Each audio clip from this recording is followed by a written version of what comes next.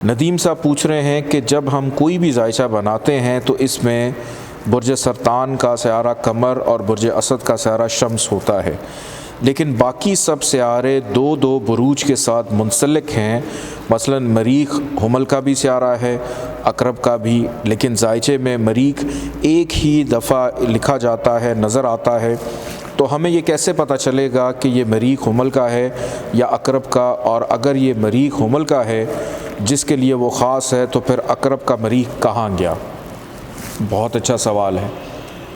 بڑا امپورٹنٹ سوال انہوں نے کیا ہے۔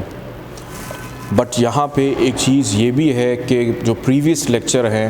ان کو انہوں نے تھوڑا سا توجہ سے سننا ہے۔ یہ سب کے لیے ہے کہ یہ سوال کسی کے بھی ذہن میں آ سکتا ہے کہ ایک پلانٹ جو ہے وہ دو زوڈک سائن کو دیکھ رہا ہے، تو ایک زوڈک سائن کے لیے وہ کام کر رہا ہے اور دوسرے زوڈک سائن کے لیے وہ کس طرح سے کام کرے گا کہ دوسرے کا کہاں گیا؟ دیکھیں، پلانٹ ایک ہی رہے گا، دو زوڈک سائن ہیں، ان کا جو رولنگ پلانٹ ہے وہ ایک ہی رہے گا۔ اس کے اوپر بڑا ڈیٹیل میں نے پہلے بھی آپ کو بتایا تھا کہ یہ بالکل ایسے ہی ہے کہ ایک شخص دو گھروں کا مالک ہو، ایک میں وہ رہتا ہے جو اس کے لیے امپورٹنٹ ہے، ایک اس نے خرید کے رکھا ہوا ہے جہاں پہ وہ کبھی کبھی آتا جاتا ہے، لیکن ملکیت اسی کی ہے۔ قمر اور شمس جو ہے ان کا تعلق صرف ایک زوڈک سائن کے ساتھ یعنی کینسر اور لیو کے ساتھ ہے۔ باقی جتنے پلانٹس ہیں وہ سارے کے سارے دو دو زوڈک سائن لے کر بیٹھے ہوئے ہیں، اور ہر زوڈک سائن